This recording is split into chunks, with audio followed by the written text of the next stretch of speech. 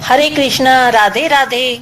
Welcome to happy life with Kanha ji, जिसमें मैं शिवानी फिर से आ गई हूँ एक नई वीडियो के साथ। क्या आप जानते हैं कि कान्हा जी की छठी मनाई क्यों जाती है? और सिर्फ कान्हा जी ही क्यों, हर बच्चे की छठी मनाई जाती है। तो चलिए पहले हम जान लेते हैं कि छठी मनाई क्यों जाती है। इस विषय में एक कथा का प्रसंग आता है। बात कान्हा जन्म के समय की ही है। कान्हा जी के जन्म के बाद नंद गांव में चारों तरफ उत्सव मनाया जा रहा था। हालांकि कृष्ण जन्म को छठा दिन था, लेकिन फिर भी नंद गांव में चारों ओर बधाइयों का सिलसिला चल रहा था। बहुत ही सुंदर और मनोरम दृश्य थे। चारों ओर फूलों की सजावट थी, संगीत बज रहे थे। पिछले 5 दिन से ऐसा लग रहा था जैसे साक्षात स्वर्ग ही धरती पर उतर आया हो। लेकिन छठे दिन जैसे नंद गांव की खुशियों को कोई नजर लगा गया हो। छठे दिन सुबह से ही कान्हा जोर जोर से रोए जा रहे थे। नंद बाबा, यशोदा मैया, एक एक करके सबने प्रयास करके देख लिया कान्हा को चुप कराने के लिए, लेकिन कान्हा थे कि चुप होने का नाम ही नहीं ले रहे थे। किसी ने कहा, लगता है लल्ला को नजर लग गई है, लल्ला की नजर उतारो। नजर उतारी गई, लेकिन परिणाम जस का तस, कुछ नहीं बदला। फिर कोई बोला, लगता है कान्हा को भूख लगी है, लेकिन कान्हा जी भी कान्हा जी हैं, ना दूध पिए और ना चुप होए, बस एकटक रोए ही रोए। अब तो सारे देवी देवताओं को भी चिंता होने लगी। सारे देवगण मिलकर ब्रह्मा जी के पास गए और उनसे सारी समस्या बताई और उनसे समाधान करने की विनती भी की। ब्रह्मा जी कान्हा जी की लीला को कुछ समझ गए थे, सो उन्होंने भगवती महामाया को कान्हा जी को चुप कराने के लिए भेजा। प्रभु के इस कार्य को करने के लिए भगवती महामाया नंद गांव में प्रकट हो गई, लेकिन सिवाय कान्हा जी के वे किसी को दिखाई नहीं दे रही थी। कान्हा जी को चुप कराने के लिए भगवती महामाया रूप बदल बदल कर कान्हा जी को खिलाने लगी। कभी तितली बनकर उड़ जाती, कभी चिड़िया बनकर इधर से उधर फुदकती रहती, कभी इधर जाती कभी उधर जाती।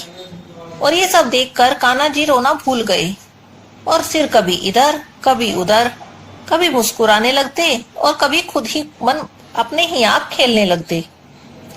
देखा सबने कि जब कान्हा जी चुप हो गए हैं, मुस्कुरा रहे हैं, तो यशोदा जी ने उन्हें अपनी गोद में ले लिया और आंचल में छुपा लिया कि कहीं ऐसा न हो हंसते खेलते कान्हा जी को किसी की नजर लग जाए। अब कान्हा जी भगवती महामाया को नहीं देख पा रहे थे। ये सब देखकर महामाया जी गुमसुम सी हो गई, उदास हो गई। उनकी ये दशा देखकर ब्रह्मा जी उनकी मनोदशा कुछ समझ गए और उनसे पूछने लगे, देवी क्या हुआ, आप कुछ उदास लग रही हैं, जबकि आपने अपना कार्य जो आपको दिया गया था वो सफलता पूर्वक पूरा कर लिया है। कान्हा चुप हो गए हैं, प्रभु की रुदन लीला समाप्त हो गई है। देवी महामाया ने कहा, ब्रह्मदेव, मैं जानती हूँ मेरा कार्य सफलता पूर्वक पूरा हुआ है, लेकिन मुझे प्रभु के साथ खेलने में बहुत आनंद आ रहा था। वो आनंद अब मुझे फिर कभी नहीं मिलेगा। मैं ये सोचकर बहुत उदास हूँ। इस पर ब्रह्मा जी मुस्कुराकर बोले, देवी आप उदास ना हो, मैं आपको वरदान देता हूँ कि आज से आपकी पूजा छठी मैया के रूप में घर घर में होगी। हर बच्चे के जन्म से छठे दिन तक तुम बच्चे के साथ आनंद पाओगी। 6 दिन तक हर बच्चा तुम्हारे साथ खेलेगा, तुम्हें देखकर मुस्कुराएगा। इतना सुनकर देवी महामाया फिर से प्रसन्न हो गई और उसी दिन से हर बच्चे की छठी उत्सव धूमधाम से मनाया जाने लगा। तो ये तो थी वो कहानी जिससे पता लगता है कि छठी मनाई क्यों जाती है। अब प्रश्न ये है कि कान्हा जी की छठी हम सेलिब्रेट कैसे करें। कान्हा जी की छठी का जो उत्सव है वो मुख्यतः दोपहर में मनाया जाता है, मध्य दिन में मनाया जाता है 12 बजे के लगभग, लेकिन जिसकी तैयारियां सुबह से ही शुरू हो जाती हैं। सुबह में कान्हा जी को रोजाना की तरह स्नान कराएं, लेकिन हाँ, छठी के दिन वस्त्र नए धारण कराएं। जैसे जन्माष्टमी को हम नए वस्त्र पहनाते हैं, ऐसे ही हमें छठी को भी हो सके तो नए वस्त्र धारण कराने चाहिए, श्रृंगार करना चाहिए और फिर रोजाना की तरह उनकी पूजा करनी चाहिए। जन्माष्टमी से छठी तक कान्हा जी को अन्न का भोग नहीं लगाया जाता, फलाहार या दूध का भोग लगाया जाता है, लेकिन छठी के दिन कान्हा जी के लिए कड़ी चावल का विशेष प्रसाद बनाया जाता है। कड़ी चावल के अतिरिक्त पूरी, हलवा, खीर, जो भी आप श्रद्धानुसार बनाना चाहें अपने कान्हा जी के लिए बना सकते हैं। और हाँ, अगर चाहें तो छठी के दिन कान्हा जी को 56 भोग भी अर्पण कर सकते हैं।